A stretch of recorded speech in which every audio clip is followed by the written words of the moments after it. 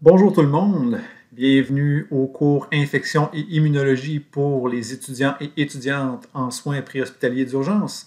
Donc, dans la capsule vidéo aujourd'hui, ça va consister en une introduction à la microbiologie. Donc, on va voir quelques termes généraux, on va voir un petit peu aussi une idée générale de ce qui sera vu pendant le cours. Donc, allons-y. Voilà.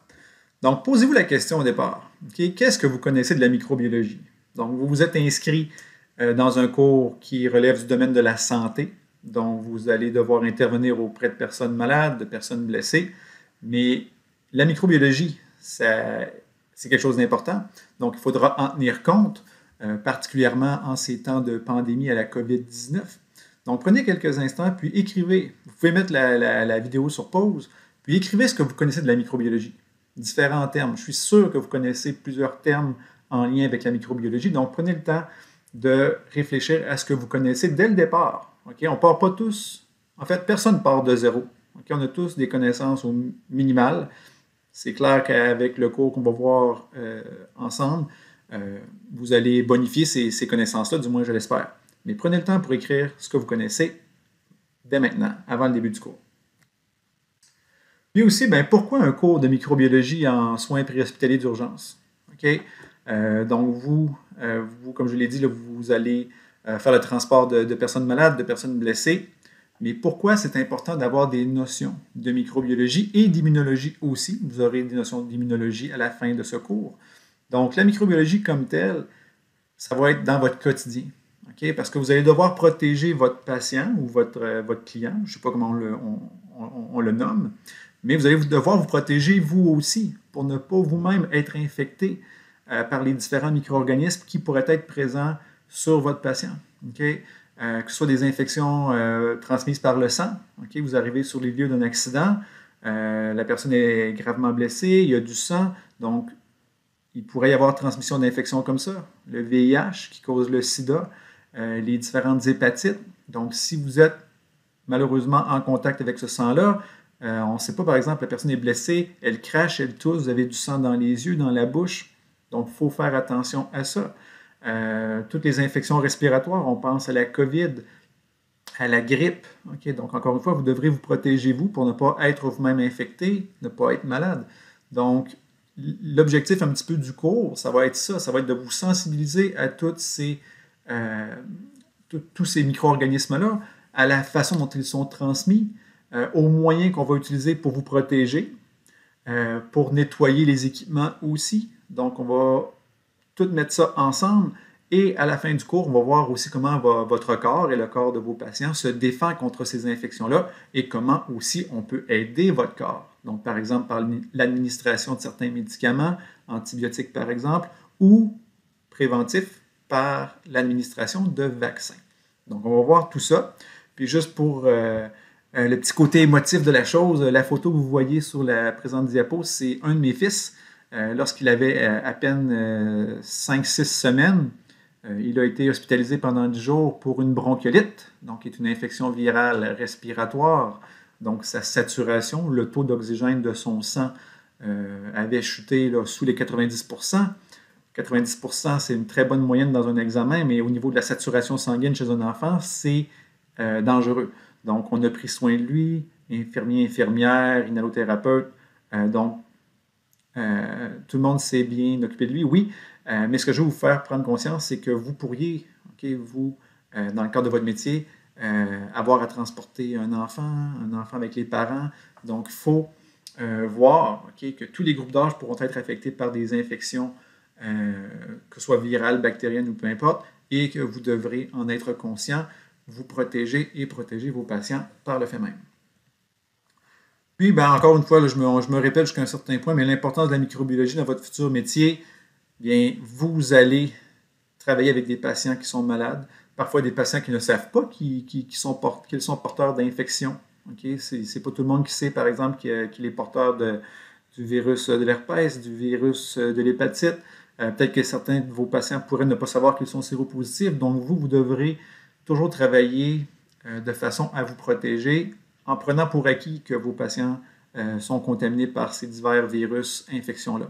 Donc, toujours vous protéger adéquatement, bloquer vos muqueuses, porter des gants, des choses comme ça, pour assurer votre sécurité et aussi savoir comment bien nettoyer l'équipement, bien nettoyer l'intérieur du véhicule de l'ambulance pour s'assurer que vous ne contaminez pas les patients subséquents. Okay? Parce que si, par exemple, votre patient numéro 1 de la soirée, c'était un patient COVID, vous l'amenez à l'hôpital, puis quelques heures plus tard, vous êtes appelé pour un arrêt cardiaque ou quoi que ce soit, donc vous ne voulez pas aggraver la situation du deuxième patient qui a un problème cardiaque et le contaminer avec une infection respiratoire, une infection virale dans ce cas-ci. Donc, dans tous les aspects de votre métier, vous allez devoir être conscient de l'aspect microbiologique, des infections qui sont tout autour de vous pour vous protéger et protéger vos patients. Je sais que je me répète, mais c'est important. Donc, justement, ici, une feuille qui résume, disons, les procédures ou les équipements de protection individuelle à porter dans le cas où vous auriez peut-être un patient COVID. Donc, on va ajuster, on va adapter l'équipement que l'on va porter en fonction de la sévérité, soit des symptômes ou de l'infection que le patient a. On ne va peut-être pas porter les mêmes équipements de sécurité, encore une fois, pour un patient qui aurait un arrêt cardiaque ou qui aurait, je ne sais pas moi, qui a fait un accident de vélo, puis vous allez le récupérer dans le parc de la Gatineau, puis il a une jambe cassée. Okay? Donc, ce n'est pas le même niveau de protection, mais dans le cas d'une infection respiratoire, c'est très important que vous vous protégiez adéquatement. Et même, le patient que vous allez chercher, il faudra lui faire porter un masque pour éviter qu'il ne propulse une trop grande quantité d'aérosol dans l'air et que ça contamine l'intérieur, par exemple, de l'ambulance. Donc, on reviendra plus en détail là, sur ces différentes approches-là en fonction de la sévérité des symptômes du patient, etc. Mais ce sont des choses importantes. Maintenant, laissons un petit peu de côté l'aspect plus soins préhospitaliers d'urgence, puis allons dans les notions plus générales. Quand je parle de micro-organismes, virus, bactéries, protozoaires, on va tous les voir cette session. Donc, il y a différents groupes de micro-organismes, mais est-ce qu'ils sont bons, est-ce qu'ils sont mauvais? C'est sûr que ça peut aller des deux côtés. Si on va sur l'aspect négatif, bien là, c'est très facile. Tout micro-organisme qui cause une infection va être classé dans la catégorie des mauvais micro-organismes.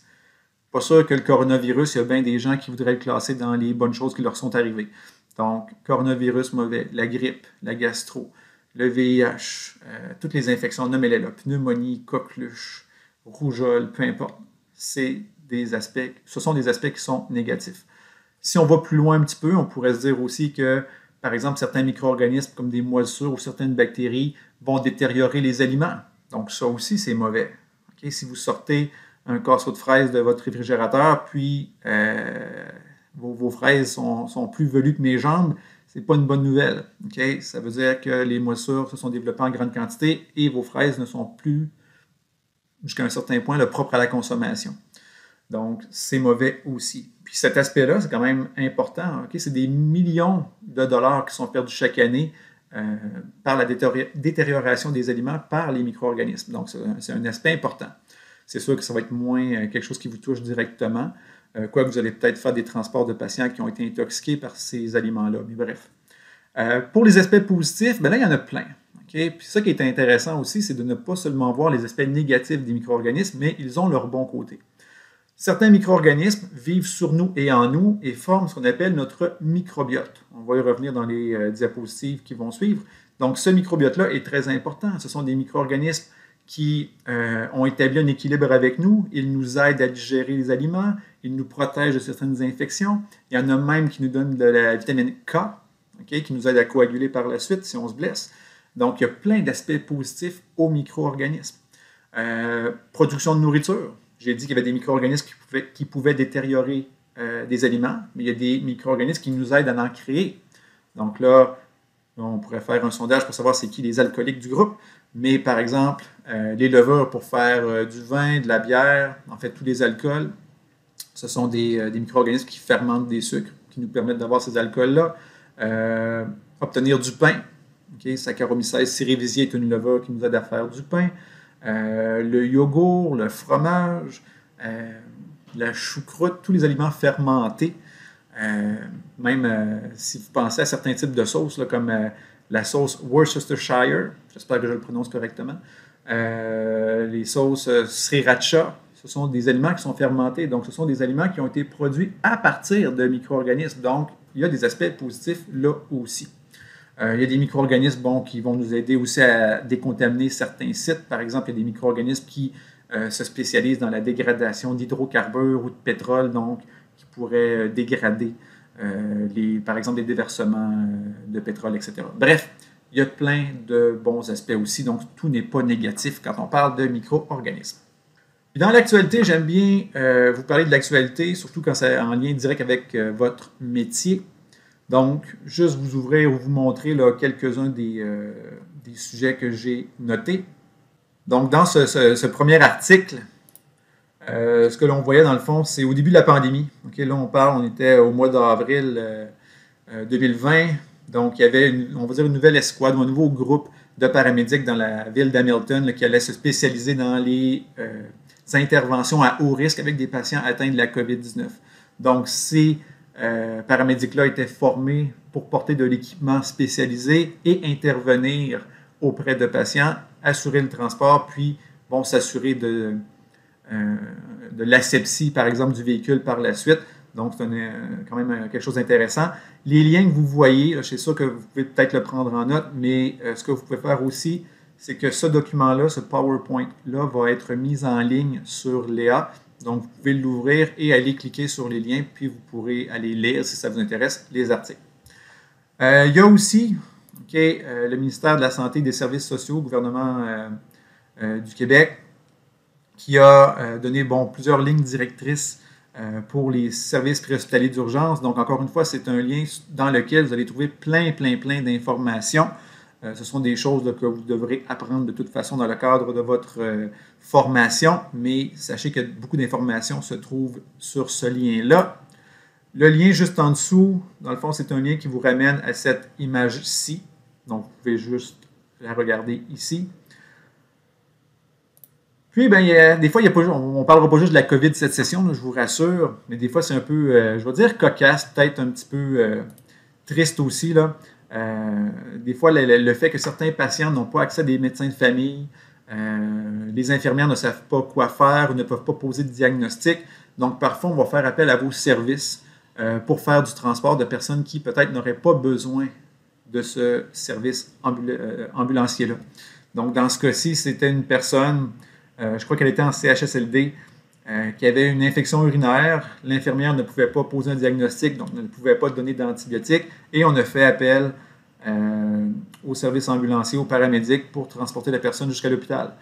Donc, c'est des choses auxquelles vous devrez faire face. Ce sont des réalités avec lesquelles vous devrez vivre. Donc, je voulais juste en glisser un petit mot. Puis, sans ouvrir le lien, vous pourrez l'ouvrir vous-même, mais c'est sûr que vous êtes... un groupe de la population, de par votre métier, qui va être plus exposé aux infections. Donc, soins infirmiers, inhalothérapeutes, paramédics, analystes biomédicaux, vous êtes dans l'action, donc vous mettez vous-même, on va dire, en danger, sans vouloir être trop dramatique. Donc, c'est possible que l'on voit des éclosions, par exemple, de COVID-19 chez les paramédics. Dans ce cas-ci, c'était chez les paramédics d'Ottawa, mais ça pourrait être dans la région de l'Outaouais ou ailleurs au Québec. Donc, il faut vraiment prendre au sérieux les mesures de protection pour vous protéger vos proches aussi, parce que vous ne voulez pas ramener une infection à la maison, si vous avez des enfants, conjointes, etc. Donc, il faut faire attention à ça. L'autre, je vais la montrer parce que c'est un petit peu cocasse. Cocasse, c'était pas drôle pantoute, là. Donc, c'était l'été dernier, dans un service religieux. Déjà, on devait limiter le nombre de personnes présentes dans un service religieux, mais là, on avait 350 personnes.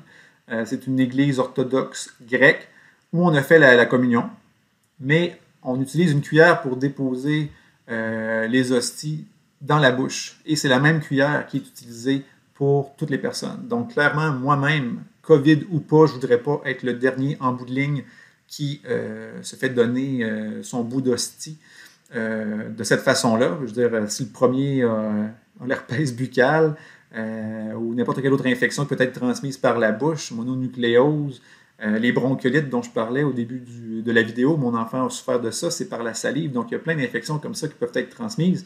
Donc, c'est peut-être pas les façons les plus, on va dire, aseptiques, hygiéniques de faire la communion. Puis Mais en même temps, soyons peut-être honnêtes, s'il n'y a pas d'infection grave parmi les personnes présentes, ça va peut-être renforcer un peu votre système immunitaire. Puis clairement, ça doit créer des liens là, dans la communauté, parce que bon, tu as la salive de toute la communauté dans la bouche. Anyways. L'autre aussi, je ne le montrerai pas, vous pourriez aller voir. Okay? Mais bon, la COVID-19 et les groupes d'âge, clairement, on sait que ce sont les personnes âgées qui sont les plus touchées, ou du moins qui ont les symptômes les plus importants. Mais une chose dont il faut tenir compte, c'est que si, par exemple, le monde de mon âge, dans la quarantaine, tombe malade, oui, on a plus de chances de survivre, puis c'est un pourcentage quand même très élevé, mais si, par malchance, on a des symptômes graves et on se ramasse à l'hôpital aux soins intensifs, souvent les personnes de mon groupe d'âge, donc 50 ans et moins, donc oui, on a des chances de survivre, mais souvent on va rester plus longtemps à l'hôpital. C'est une bonne chose parce qu'on survit, mais ça peut prendre plus de temps. Tandis qu'une personne plus âgée, si elle se ramasse aux soins intensifs, oui, on peut la sauver. Il y a des gens qui guérissent, je ne veux pas dire que tout le monde meurt, mais souvent les personnes qui sont plus fragiles, plus vulnérables, vont peut-être décéder rendues à ce stade-là. Donc, elles vont statistiquement rester moins longtemps à l'hôpital. Mais les personnes, on va dire, avec une santé plus robuste, vont passer à travers dans un plus grand pourcentage, mais en même temps, vont peut-être accaparer des lits plus longtemps. Donc, éventuellement, si on a beaucoup de gens, par exemple de mon groupe d'âge ou plus jeunes, qui ne font pas attention, beaucoup de gens qui sont contaminés ou infectés, donc il y a beaucoup de gens qui vont aller à l'hôpital, et on va monopoliser des lits peut-être plus longtemps. Donc, éventuellement, on va manquer de place, manquer de lits, manquer de respirateurs, et là, on va faire des choix, ou on va devoir faire des choix. D'ailleurs, moi, au moment où je vous fais la capsule, on est au début janvier 2020, puis déjà, on en parle au Québec, d'en être rendu à ce point-là, de devoir faire des choix parce qu'on va manquer de personnel soignant, on va manquer de ventilateurs, etc. Donc, on va peut-être devoir faire des choix. OK, qui a le plus de chances de survivre? Telle personne. Donc, cette personne-là, on lui donne l'équipement nécessaire, les traitements nécessaires, médicaments, etc. Puis l'autre personne, on fait de notre mieux, mais on ne va peut-être pas pouvoir lui donner les soins dont elle aurait besoin. Fait que ça, c'est extrêmement triste et malheureux de ce rang-là. Bref. Autre lien aussi, ça c'est pour, disons, votre santé et sécurité au travail. Donc, par exemple, vous, dans le cadre de votre métier, vous êtes à risque, ou plus à risque d'attraper une infection à VIH, clairement pas par une transmission sexuelle, mais juste par le contact, par le sang. Si vous manipulez, je ne sais pas moi, des objets, vous trouvez une personne là, qui abuse de la drogue, puis vous la récupérez, vous la prenez, vous en prenez soin, mais je ne sais pas moi, il y a des aiguilles, puis vous piquez avec ça. Donc, ça pourrait être dangereux pour vous. Puis, il y a des protocoles là, pour, dans l'éventualité où vous piquiez avec une seringue ou un objet tranchant qui a été peut-être contaminé. Donc, il y a des protocoles à suivre là, pour recevoir de la trithérapie, des anticorps pour vous protéger. Un dernier truc, si vous voulez suivre l'actualité microbiologique et immunologique, puis vous voulez suivre autre chose que vos amis qui mettent des photos de chats ou des jokes niaiseuses sur Facebook, vous pouvez suivre cette page-là, Microbiology and Immunology. Puis il y a plein d'informations. Des fois, c'est un petit peu plus, on va dire, poussé scientifiquement, mais c'est très intéressant. Donc, vous pouvez aller suivre ça. Maintenant, micro comme tel, quand on parle de la nomenclature binomiale, tous les fameux noms compliqués de micro-organismes, Escherichia coli, Staphylococcus aureus, il y a beaucoup de ces micro-organismes-là que vous allez entendre souvent. Des infections qui sont plus communes que d'autres, donc il y a des micro-organismes qui reviennent. Juste pour vous indiquer ou vous expliquer, dans le fond, quand on a le premier terme, c'est ce qu'on appelle le genre. Donc, Escherichia serait le genre. Et le deuxième, dans ce cas-ci, coli, c'est l'espèce. Donc, Escherichia coli. Le deuxième, Staphylococcus aureus, qui est une bactérie. Donc, Staphylococcus, c'est le genre. Aureus, c'est l'espèce. On pourrait avoir du Staphylococcus epidermidis aussi. Donc, ce serait le même genre, mais une espèce différente. Même principe pour les levures. Le Candida albicans, c'est une levure. C'est elle qui va souvent causer des infections vaginales chez les femmes, qui va causer le muguet, donc une infection buccale chez les nouveau-nés. Puis là, quand je parle d'infection vaginale, oui, les femmes sont touchées peut-être plus que les hommes, mais les hommes aussi peuvent avoir des infections à levure par la même levure. Ça va être vrai particulièrement chez les garçons qui ne sont pas circoncis, parce que les levures vont s'installer entre le gland et le prépuce à ce moment-là. Ce qu'on appelle une infection balanite. Donc, on parle souvent de vaginite ou vaginose pour les femmes, mais balanite chez le gars. Aspergillus niger, même principe, c'est pas une infection, mais c'est une moisissure qui cause des infections pulmonaires. Puis par la suite, après le genre et l'espèce, on peut avoir aussi ce qu'on appelle un sérotype. Donc E. coli, genre et espèce, mais O157H7, c'est ce qu'on appelle un sérotype, donc une espèce de petite variante. Puis dans ce cas-ci, cette bactérie-là, E. coli, c'est elle qui cause la maladie du hamburger. Donc souvent, par exemple, c'est l'été, souvent qu'on va voir ça, les gens qui font du barbecue, qui font cuire leurs boulettes de bœuf haché, peut-être ne la font pas cuire suffisamment. L'intérieur est encore rosé, les bactéries ont survécu et c'est à ce moment-là que les gens vont être malades, puis ils vont avoir souvent des crampes, des douleurs abdominales, puis des diarrhées sanglantes. C'est pas reposant comme bactérie. Donc, il faut faire extrêmement attention à ça. Et surtout dans le cas du bœuf haché, assurer une cuisson là, qui est adéquate, donc une température interne de plus de 75 degrés pour s'assurer que les bactéries sont bel et bien mortes. Puis pourquoi le bœuf haché plus qu'un steak normal?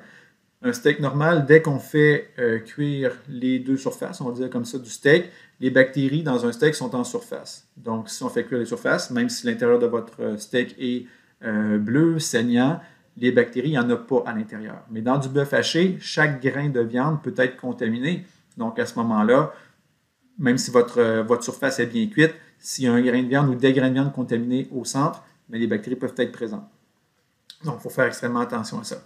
Puis là, j'ai toujours la question, ben là, monsieur, si je mange un tartare de bœuf, mais quand quelqu'un fait un tartare de bœuf, il faut qu'il prenne des pièces de viande qui ont été bien préparées. Donc, ça prend un boucher là, en qui vous avez confiance, où il n'y aura pas eu de contamination fécale, parce qu'on ne se le cachera pas, quand on a une contamination par E. coli, c'est souvent parce que le tube digestif de l'animal a été déchiré, par exemple, lors de l'abattage, lors de la débite du bœuf.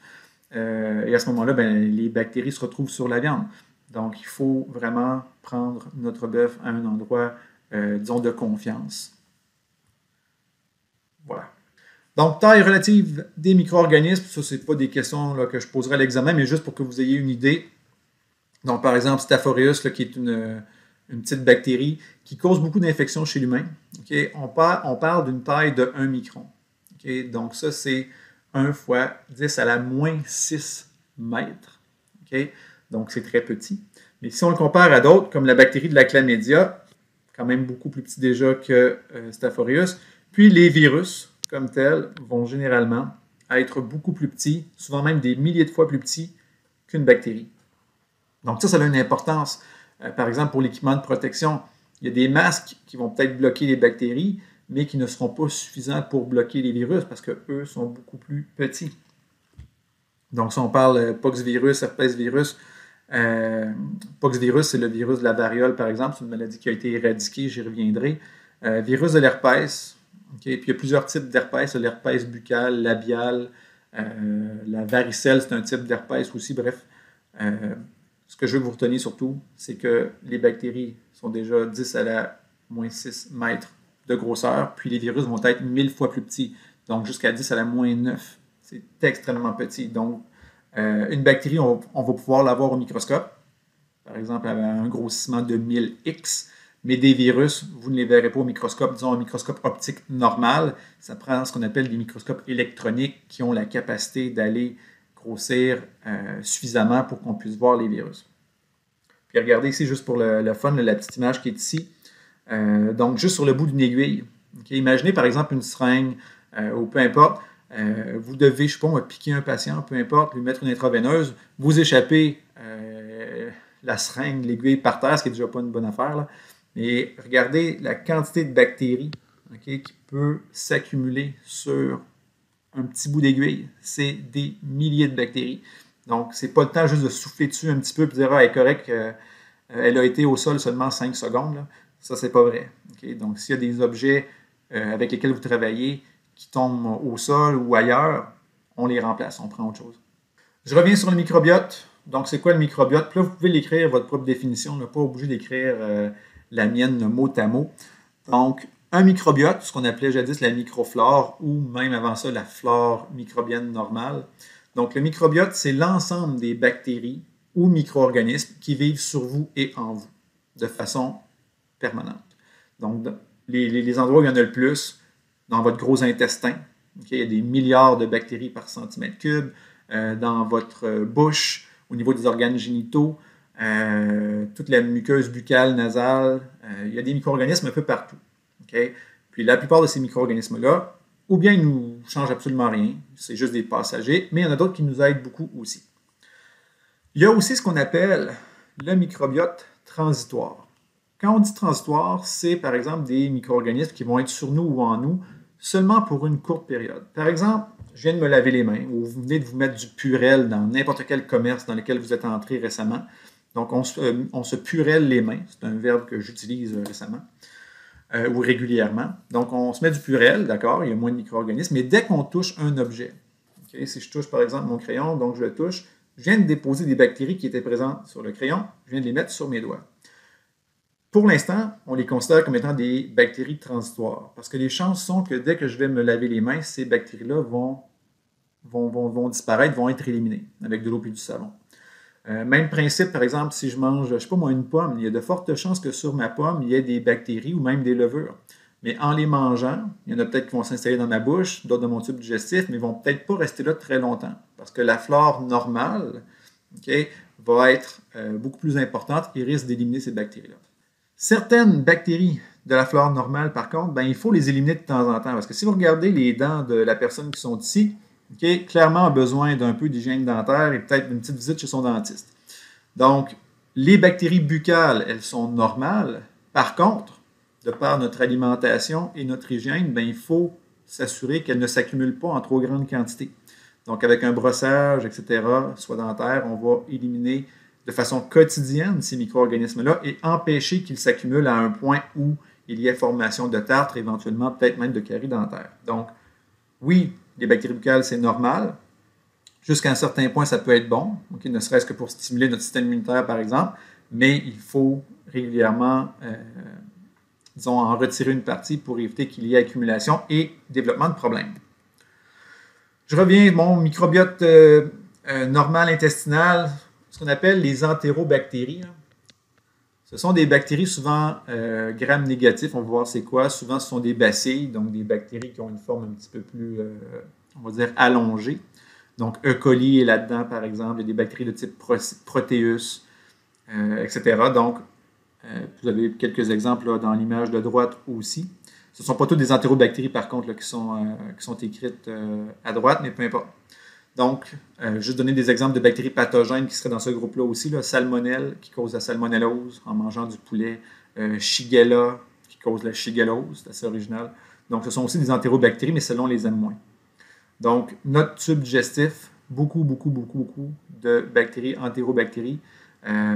Souvent, bon, on parle de E. coli, mais E. coli, ce n'est pas la bactérie qui est la plus représentée au niveau de l'intestin. On a plein d'autres bactéries qui sont présentes en plus grande quantité. Donc, je vous pose une petite question. Il est normal de retrouver ces micro-organismes dans les intestins, donc par exemple les entérobactéries comme E. coli. Ils nous sont même utiles. Okay? E. coli, là, va, si je l'écris ici, là, E. coli, vitamine K. E. coli, dans son métabolisme, va produire en fait de la vitamine K. Nous, on l'absorbe et ça nous aide à coaguler. C'est sûr que de la vitamine K, on en trouve dans notre alimentation, dans les légumes verts, entre autres, mais l'apport que E. coli nous apporte, c'est quand même pas négligeable et c'est intéressant. Donc, E. coli nous donne ça, nous, on lui donne de l'amour, de la chaleur, de l'humidité puis de la bouffe, puis tout le monde est content. Bref, je reviens sur ma question. Donc, c'est normal qu'on retrouve, par exemple, E. coli dans l'intestin. Mais quelles pourraient être les conséquences de retrouver ces mêmes micro-organismes ailleurs dans le corps? Donc, E. coli dans mon intestin, top shape. Mais est-ce que E. coli dans mes yeux, au niveau de mon système urinaire, dans mon sang, est-ce que ce serait la même chose? Non. Okay? E. coli va faire des dommages ailleurs dans mon corps. Par exemple, au niveau urinaire, il y a des femmes qui vont souffrir, je dis des femmes, c'est plus fréquent chez les femmes, okay? Ne serait-ce que par la structure anatomique, okay? Disons la distance entre l'anus, la vulve et tout ça, tandis que le gars avec le pénis, les testicules sont entre les deux, puis le pénis qui est, on l'espère, un petit peu plus long. Donc, l'urètre va être moins infecté facilement chez l'homme. Voyons-le comme ça. Okay? C'est vraiment une différence anatomique. Donc, E. coli, ailleurs dans le corps, peut causer des infections. Des infections souvent qui vont être traitées, mais si elles ne l'étaient pas, ça pourrait devenir problématique. Okay? Vous ne voulez pas que E. coli atteigne votre vessie, éventuellement atteigne les reins, puis on aurait des problèmes sérieux. Petit article ici, microbiote chez le bébé. Donc, c'est un article intéressant parce que, bon, un bébé naissant, on va dire un bébé, lorsqu'il est encore dans le ventre de sa mère, il est techniquement, on va dire, pas stérile dans le sens qu'il n'y a pas de micro-organismes qui sont présents sur lui ou en lui. Mais dès la naissance, l'enfant, dans le fond, va se contaminer, on va le dire comme ça. Il y a des micro-organismes qui vont le coloniser, c'est peut-être le meilleur terme, dans son tube digestif, sur sa peau et ailleurs. Donc, le bébé va être stressé par ces micro-organismes-là. Son système immunitaire va devoir répondre, s'ajuster. Okay? Donc, ici, on voit, c'est un article intéressant, vous pouvez aller voir. Okay? L'évolution du microbiote chez l'enfant. Des choses intéressantes. Okay? Un enfant, par exemple, qui va être allaité naturellement par sa mère, va avoir un microbiote qui va être différent d'un enfant qui est nourri par de la formule. Même chose aussi pour un enfant ou un bébé qui serait né par césarienne versus un bébé qui est né par voie naturelle. Le bébé qui naît par voie naturelle va être contaminé par les micro-organismes présents au niveau vaginal de sa mère, donc des bactéries et des levures. Donc, ça va aider à coloniser son corps, donc à former son microbiote plus rapidement. Tandis qu'un enfant qui est né par césarienne, il naît artificiellement à travers une plaie créée par le médecin, à travers le ventre. Donc, ce n'est pas le même microbiote. Donc, il y a des médecins, de plus en plus, ce qu'ils font, c'est que si un enfant naît par césarienne, ils vont prendre un coton stérile, vont aller faire un prélèvement au niveau vaginal de la mère, puis ils vont aller passer ce coton-là sur le visage de l'enfant, sur son corps, pour simuler la naissance naturelle et favoriser le développement du microbiote normal. Donc, c'est quand même intéressant. Rapidement là-dessus, si vous voulez aller voir les documentaires qui sont là, c'est des liens vers des vidéos, des émissions de télé. C'est intéressant. Vous pouvez regarder ça sur votre heure de dîner, là, ou pendant que vous avez une pause, on va faire un changement de Netflix. Là. Allez voir ça, c'est vraiment intéressant parce qu'on explique l'importance du microbiote. Puis ici, l'article qui est là, c'est intéressant, c'est qu'on fait le lien entre certaines maladies neurologiques comme l'Alzheimer et le microbiote. Ce que ça veut dire, c'est que certaines bactéries qui seraient présentes dans notre intestin, par exemple, pourraient stimuler le système immunitaire ou libérer des substances qui pourraient altérer, modifier disons, les réactions normales de notre système immunitaire ou de notre cerveau et permettre le développement de certaines maladies comme l'Alzheimer, Parkinson, etc. Donc, si on finit par faire un lien direct, précis, de certaines souches, par exemple, bactériennes avec le développement de l'Alzheimer, eh bien, on pourrait traiter les patients qui portent ces bactéries-là.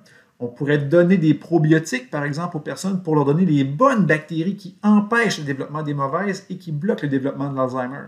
Okay? Donc, vous voyez, parfois même des infections, pas des infections, mais des maladies ou des syndromes auxquels on ne penserait pas faire un lien là, avec des micro-organismes, mais ça pourrait avoir un lien. Quand même assez intéressant. Fait que vous pouvez jeter un coup d'œil là-dessus aussi.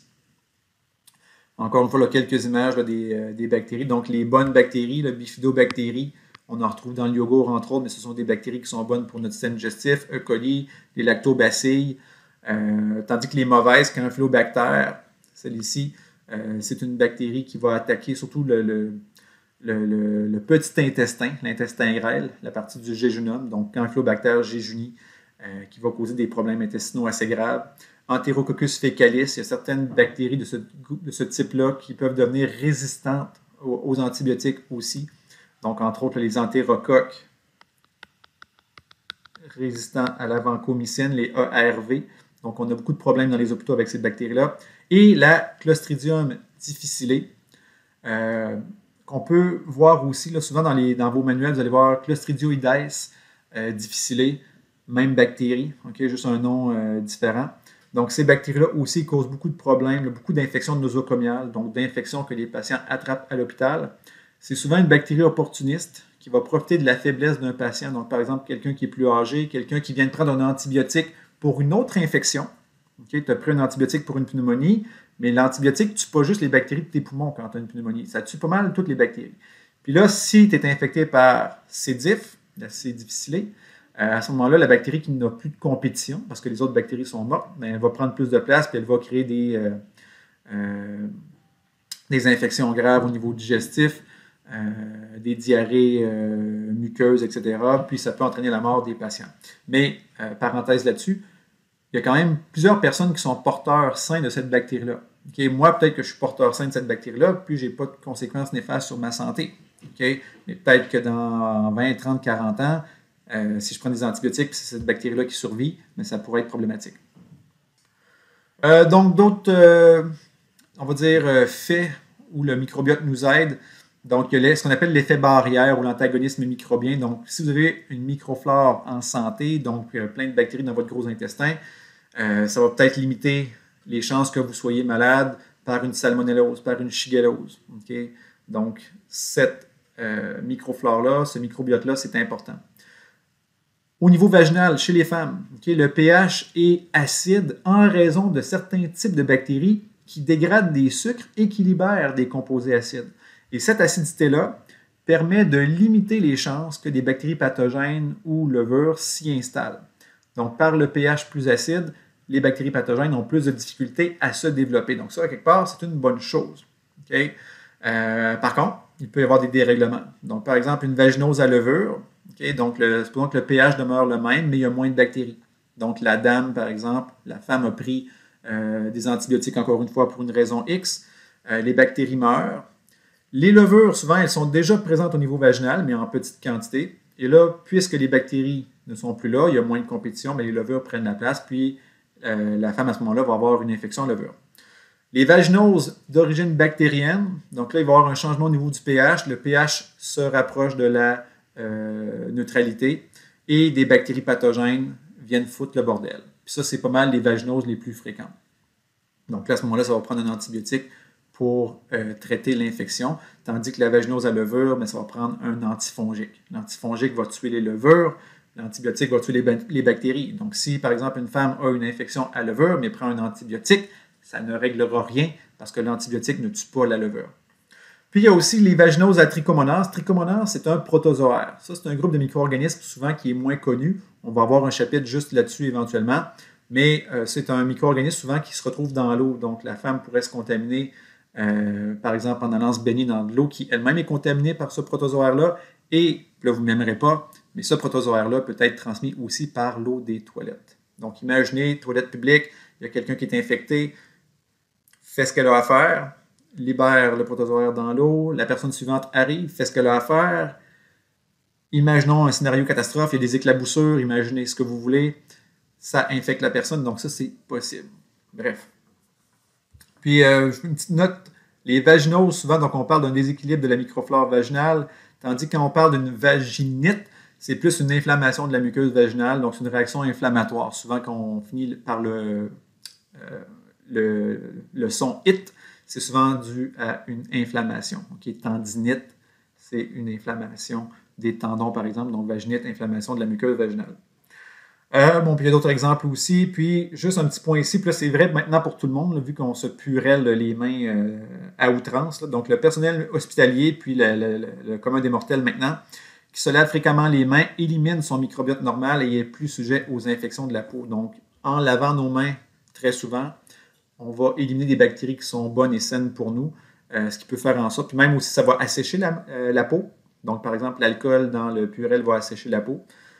Puis ça peut, surtout l'hiver, faire des petites craquelures, okay, des petites déchirures au niveau de l'épiderme. Puis à ce moment-là, ben, il y a des micro-organismes qui peuvent s'y insérer et causer des infections. Donc, comme on en a parlé un petit peu tantôt, je vais essayer d'accélérer un petit peu, quoique je parle déjà très vite, je le sais. Donc, de la naissance à la mort, votre microbiote, il change, il évolue. Okay? En fonction de ce que vous mangez, de l'endroit dans le monde où vous vous situez. Okay? Moi, par exemple, si je suis vegan, je ne le suis pas, mais si je l'étais, versus quelqu'un qui est, on va dire, carnivore, ben, ça ne sera pas le même microbiote. Si moi, je vis en Inde pendant 5 ans versus moi qui vis au Québec pendant 5 ans, ça ne sera pas le même microbiote non plus parce que ce ne sont pas les mêmes micro-organismes qu'on retrouve dans l'eau, dans la bouffe, etc. Donc, notre microbiote, c'est quelque chose qui évolue. Et maintenant, quel genre de relation on établit avec ce microbiote-là? Bien, il y en a 3, je veux dire même 4, mais 3 principaux types. Il y a la relation que l'on dit commensalisme. Commensalisme, ça, c'est les passagers. C'est des bactéries ou micro-organismes qui vivent sur vous ou en vous. Ils ne vous causent pas de problème, mais ne vous donnent pas d'avantage non plus. Okay? Donc, tu as des bactéries sur la peau, elles profitent de ta chaleur, de l'humidité, puis des nutriments que tu lui donnes, mais ça ne t'amène rien de positif non plus. Même principe, il y a beaucoup de bactéries buccales qui sont comme ça, qui vont profiter de l'humidité, de pouvoir s'accrocher sur nos dents, puis survivre comme ça, mais elles ne m'amènent rien de positif non plus. Parasite, ben là, ça c'est le micro-organisme qui rentre en vous, profite de vous et cause des problèmes. Okay? COVID-19, grippe, gastro, toutes les infections, c'est du parasitisme. Les infections par les vers. Ça, vous avez hâte à ce chapitre-là. Il y a plein de vidéos épouvantables, là. Donc, parasitisme, quelque chose qui vit en vous et à vos dépens. Puis, mutualisme, ben là, c'est un échange réciproque. Moi, je tire avantage de la relation, puis le micro-organisme aussi. Je reprends l'exemple de E. coli qui synthétise la vitamine K. Donc, E. coli me donne une vitamine qui m'est essentielle pour bien coaguler. Puis moi, ben, je lui fournis de la bouffe, de l'amour, de la chaleur, de l'humidité, etc. Bifidobacterium bifidus, elle, dégrade les déchets issus du métabolisme du cholestérol et des sels biliaires. Donc, ça m'aide dans mon processus digestif. Puis, encore une fois, moi, je lui donne des trucs. Donc, pour retenir ça, souvent, moi, j'imagine ça. Je compare, par exemple, ce qui se passe dans mon corps là, à un gros party. Okay? Dans un party, vous faites un party chez vous, puis là, à un moment donné, il y a plein de monde qui arrive, vous ne savez même pas qui arrive, vous avez perdu le contrôle un peu sur les invitations. Mutualisme, c'est vos amis qui vous aident à organiser toute la patente, qui vont emmener de la bouffe, qui vont emmener leur propre boisson, ils vont partager avec vous, ça va être le fun. Commensalisme, ben ça, c'est le gars tranquille là, qui arrive au party, il va s'asseoir dans un coin tranquille, il va écouter la musique, il va jaser un peu, il va manger vos chips, puis ce que vous avez acheté comme bouffe, votre pizza, va peut-être prendre une bière dans le frigo, mais il n'est pas méchant. Okay? Il ne nuit pas. Tandis que le parasite, ben là, c'est lui qui va arriver, qui va tout foutre le bordel, il va manger vos affaires, va boire votre bière, va vomir dans le salon, va briser du stock. Donc, ça, c'est un parasite. Okay? Fait que c'est pas le même type d'interaction, c'est pas le même type de relation. C'est pas toujours le fun. L'autre, la relation symbiotique autre micro-organisme que l'on appelle insidieuse, celle-là est particulière. Okay? Insidieuse, ça veut dire que la personne est porteuse d'un micro-organisme, on va dire dangereux ou pathogène, okay, qui peut nous rendre malades. Mais la personne n'a aucun symptôme, mais elle peut le transmettre. Okay? Je vais donner deux exemples. Je vais commencer par un, par exemple, ici. Les personnes, peut-être pas qui ont la COVID, là, mais qui sont porteurs du coronavirus, mais qui sont asymptomatiques. Okay? Donc, tu es asymptomatique, mais tu peux devenir quand même un véhicule de transmission. Okay? Donc, ça serait un petit peu un exemple de relation insidieuse. Tu es porteur d'un virus pathogène. Toi, tu n'en souffres pas, mais malheureusement, tu peux le transmettre aux autres. Donc, ça, c'est un exemple très actuel. Mais l'exemple le plus connu, le plus étudié, c'est l'exemple de Typhoïde Mary. Regardez bien ça. Son vrai nom, c'est Mary Mallon, puis elle a changé son nom éventuellement pour Mary Brown. Mais cette personne-là était porteuse de la salmonelle. Okay? Donc, elle était porteuse d'une bactérie. Puis la salmonelle, ce n'est pas une infection bénigne, une petite diarrhée, puis c'est tout. Là. Les cas les plus graves de salmonellose peuvent être mortels. Donc, Typhoïde Mary, Mary Mallon, elle travaille dans des familles dans le coin de New York.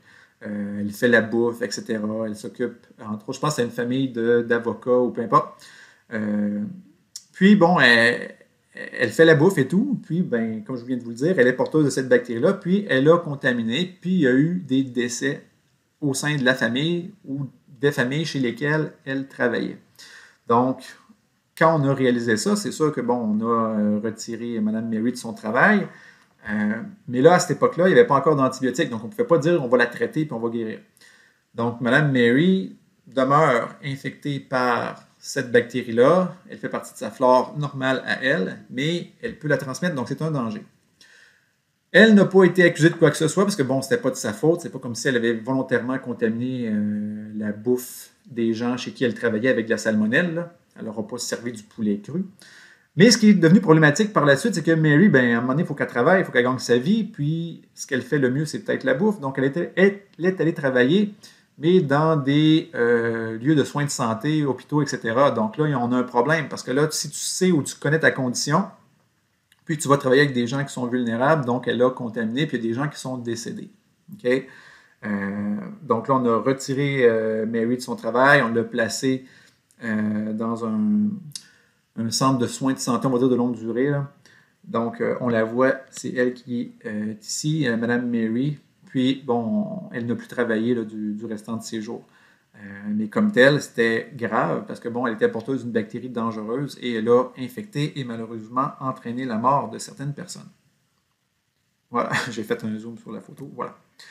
L'origine des agents pathogènes, donc est-ce que l'infection est d'origine endogène ou exogène? Endogène, ça veut dire que l'infection a été causée par un micro-organisme qui était déjà en vous.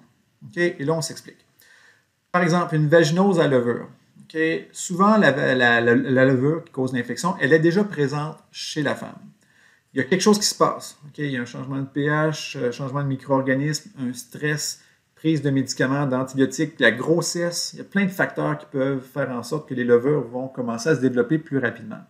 Donc, ça, c'est endogène parce que la levure, elle était déjà présente chez la patiente. Infection d'une plaie. Okay, par exemple, moi, je sais pas, moi, j'ai été opéré au genou. Ça, c'est une histoire vraie. En 2010, pour réparer mon ACL, mon ligament croisé antérieur. Puis, j'ai eu une infection nosocomiale. Donc, il y a peut-être des bactéries qui étaient présentes sur ma peau qui sont entrées. Même principe, par exemple, pour une infection endogène. Ça arrive beaucoup là, chez les personnes qui ont des problèmes cardiaques et qui subissent l'ablation d'une dent. Ils vont chez le dentiste, on se fait arracher une dent. Par la plaie, il y a des bactéries buccales qui vont rentrer dans la plaie. Par le sang, vont atteindre le cœur et peuvent causer une endocardite puis entraîner la mort de la personne. Okay? Par exemple, moi, mon père, quand on lui a arraché des dents, puis il a eu une prothèse, il y a eu des implants dentaires. Mais mon père avait des problèmes de haute pression et tout, donc par prévention, le dentiste lui a donné des antibiotiques qu'il a pris avant qu'on procède à l'ablation de ses dents pour éviter justement qu'il ait ces complications-là. Mais ça, c'est une maladie d'origine endogène. Les bactéries sont déjà en lui. Quand on parle maintenant d'origine exogène, ben, les micro-organismes proviennent de l'extérieur. Toutes les ITSS, infections transmises sexuellement ou par le sang, chlamydia, syphilis, gonorrhée, tu ne peux pas dire à ton conjoint, ta conjointe, ah, j'ai eu la gonorrhée, c'est une origine endogène, j'avais déjà ça en moi. C'est pas rassurant de un, puis c'est pas vrai de deux. Okay? C'est parce que tu es allé voir ailleurs, puis tu t'es fait contaminer par cette partenaire-là. Donc, ou ce partenaire-là. Donc, ITSS, c'est origine exogène. Infection nosocomiale, donc toutes les infections qu'on peut attraper à l'hôpital. Okay? Vous avez une belle petite image ici, là. Les urgences de l'hôpital à 9h17, à 1h24, puis à 6h48. Donc, éventuellement, tout le monde est malade. On s'entend qu'en temps de COVID, on ne souhaiterait pas ça, mais c'est peut-être des choses qui sont possibles. Donc, une infection nosocomiale, c'est quelque chose que l'on contracte à l'hôpital et c'est d'origine exogène. Puis toutes les autres infections, rhume, grippe, COVID-19, ce sont des infections exogènes. On l'attrape de l'extérieur. Bon, une petite blague ici, là. Contrairement à la croyance populaire, ce qui arrive à Vegas ne reste pas à Vegas. Vous y avez attrapé l'herpès. J'aime bien les petites jokes de cyanide et happiness. La fameuse règle des 5 secondes ou 3 secondes, là, ça dépend ce que vous avez déjà entendu, c'est archi faux. Okay? Dès qu'un objet touche soit le sol ou une autre surface qui n'est pas stérile, cet objet-là, dans le cas ici, c'est un beigne, est contaminé. C'est pas vrai que les bactéries, virus, protozoaires ou œufs de verre vont attendre 5 ou 3 secondes pour sauter là, sur le beigne ou sur l'objet. Okay? Donc, dès qu'un objet avec lequel vous travaillez, surtout un objet, par exemple, si vous devez, je sais pas moi, intuber un patient, vous faites ça vite, la tubulure tombe par terre, c'est pas le temps de juste, encore une fois, souffler dessus, passer un petit peu d'eau, puis c'est correct. Non, non, non, on en prend un autre. Donc, la règle des 3 ou 5 secondes, c'est pas vrai. Donc, les micro-organismes qu'on va voir cette session, donc on va commencer par les bactéries. Okay, bactéries, on va dire, normales, comme E. coli, les staphylocoques, les streptocoques. On va voir aussi des bactéries qui sont intracellulaires, comme les rickettsia, les chlamydia. Je vais tout expliquer ça dans les chapitres qui vont venir. Les cyanobactéries, qui sont des bactéries, oui, mais qui vivent dans les cours d'eau et qui font la photosynthèse, donc c'est un petit peu différent. Mais on a des problèmes de cyanobactéries dans certains lacs au Québec. Les fameuses algues bleues, c'est ça. Ça peut causer des problèmes de santé assez importants. Ensuite, on va voir les mycètes. Les mycètes, dans le fond, c'est ce qu'on appelle souvent les champignons. Donc là-dedans, il y a les moisissures, les levures, les mycètes dimorphes. C'est sûr que dans le cadre du cours, on ne parlera pas des gros champignons qu'on voit là, sur votre gazon ou qu'on met sur notre pizza. Là. On va vraiment parler des champignons microscopiques qui peuvent se retrouver dans notre corps et causer des infections. Les protozoaires, trichomonas, tantôt j'en ai parlé là, pour les vaginoses à trichomonas, mais d'autres infections de ce type-là là, qui sont peut-être plus connues, on a entre autres la malaria, okay, ou le paludisme, c'est une infection causée par un protozoaire. Les helminths, ça, c'est un beau terme juste pour dire les vers.